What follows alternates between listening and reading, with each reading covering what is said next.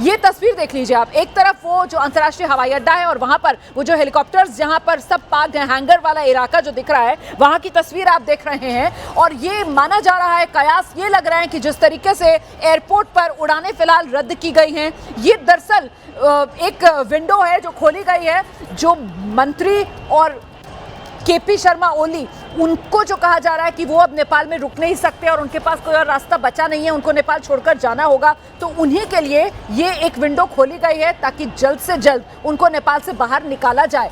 सेना प्रमुख की तरफ से खुद केपी शर्मा ओली से इस बात का जिक्र किया गया था कि आप इस्तीफा दीजिए वरना हालात नहीं संभलेंगे, और ऐसे में केपी शर्मा ओली ने इस्तीफा दे दिया। और अब जाहिर सी बात है केपी शर्मा ओली और उनके अन्य साथी जो मंत्रिमंडल में थे, उनके सुरक्षा का जिम्मा सेना ने लिया होगा, तो सेना उन्हें सुरक्षित बाहर निकालने का क्या विकल्प तलाशती है। क्या नेपाल में ही काठमांडू से कहीं और उनको शिफ्ट किया जाएगा या फिर नेपाल से बाहर उन्हें कहीं और शिफ्ट किया जाएगा, इसको लेकर अभी तस्वीर साफ नहीं है। हालांकि आज सुबह ये खबर जरूर आई थी कि नेपाल छोड़ेंगे और दुबई जाएंगे केपी शर्मा ओली। ये कहा गया था कि इलाज के नाम पर केपी शर्मा ओली जो है वो दुबई जाएंगे, लेकिन अब केपी शर्मा ओली नेपाल छोड़ रहे हैं क्या? नेपाल छोड़ रहे हैं तो कब छोड़ रहे हैं? नेपाल छोड़ रहे हैं तो केपी शर्मा ओली के साथ और कौन कौन है जो नेपाल छोड़ेंगे? और छोड़ने के बाद ये लोग क्या वाकई यूएई दुबई जाएंगे या फिर कोई और ठिकाना हो सकता है? और किस नाम पर शरण मांगेंगे? ये वो तमाम सवाल हैं, धीरे धीरे कर इनके जवाब मिलेंगे। लेकिन अभी तो ये तस्वीरें हैं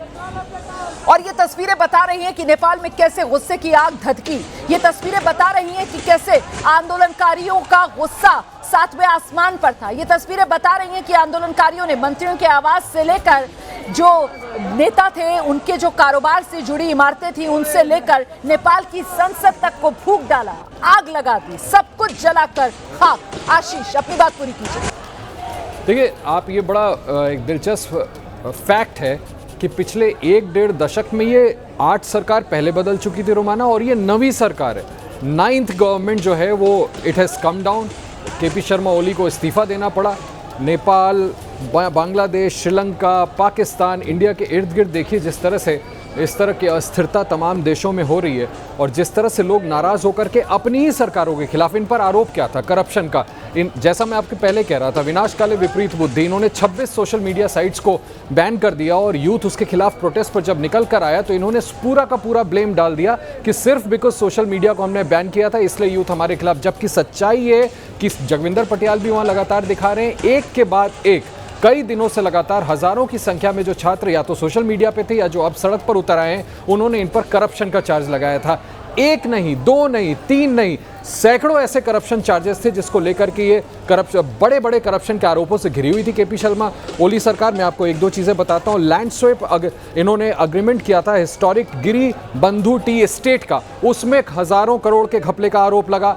एक बहुत बड़ा वीज़ा स्कैम का आरोप लगा कि वीज़ा देने लेने के लिए त्रिभुवन एयरपोर्ट पर हजारों करोड़ों का घपला किया जा रहा था, जिसमें इनके मंत्री तक इन्वॉल्व थे। कई कंस्ट्रक्शंस के ऐसे बिजनेसेस थे जिसमें ये सीधे तौर पर बहुत बड़ी संख्या में पैसों को साइफन ऑफ कर रहे थे। तमाम ऐसी चीज़ें थी जिसको लेकर के वहाँ के लोग, वहाँ के छात्र बहुत ज़्यादा प्रोटेस्ट कर रहे थे इनके खिलाफ, इस पर जवाबदेही मांग रहे थे। और जब उन्होंने देखा कि इस तरह का एडमेंट एटीट्यूड अपना रहे हैं, प्रधानमंत्री कह रहे हैं कुछ भी हो जाए वो अपने पद से इस्तीफा नहीं देंगे, भले ही सोशल मीडिया के जितने प्लेटफॉर्म से उसको बैन कर दो, क्योंकि उस पर ये सारे स्टूडेंट्स आकर के मुहिम बना रहे हैं। आखिरकार ये बात समझ में आ गई कि डिस्पाइट ऑल दैट, ये जो युवा है जेन जी के नाम से नेपाल में सड़क पर उतरा और केपी शर्मा ओली सरकार को आखिरकार इनके पद से बेदखल किया। आज नौबत ये आ गई है, जैसा आप लगातार दिखा रही हैं तस्वीरों में, कि वहाँ पर एक के बाद एक कतारबद्ध छोटे छोटे हेलीकॉप्टर्स वहाँ पर रखे गए हैं, जिससे अब ये तैयारी की जा रही है। फिलहाल तो सेना ने उनको अपनी कस्टडी में ले रखा है आर्मी हेडक्वार्टर्स में। अब जैसा मैं आपसे पहले कह रहा था, ये भी बड़ा देखना दिलचस्प होगा कि कौन सा देश अलाउ करेगा जाने को। दुबई प्रधानमंत्री जा सकते हैं, लेकिन क्या अपने पूरे मंत्रिमंडल को लेकर जाएंगे?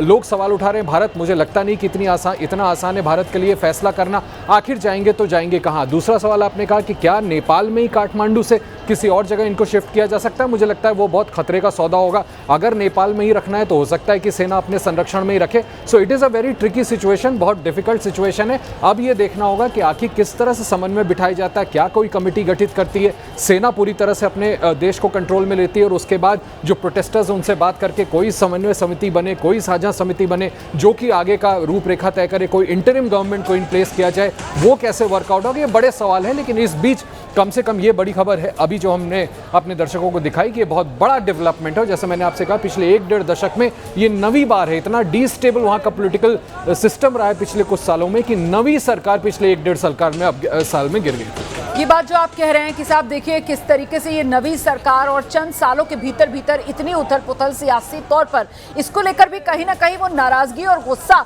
नेपाल के लोगों में इस रूप में सामने आया कि कहां तो अपने यहाँ राजशाही के खिलाफ वो लोग सड़क पर उतरे थे और कहां अभी इसी साल हमने फरवरी के महीने में देखा था कि राजशाही वापस लेकर आओ, लोकतांत्रिक सिस्टम खत्म करो, इस मांग को लेकर लोग सड़क पर उतर आए थे क्योंकि लोकतांत्रिक व्यवस्था और अपने राजनीतिक दलों से इतने निराश, इतने उदास हो चुके थे नेपाल के लोग।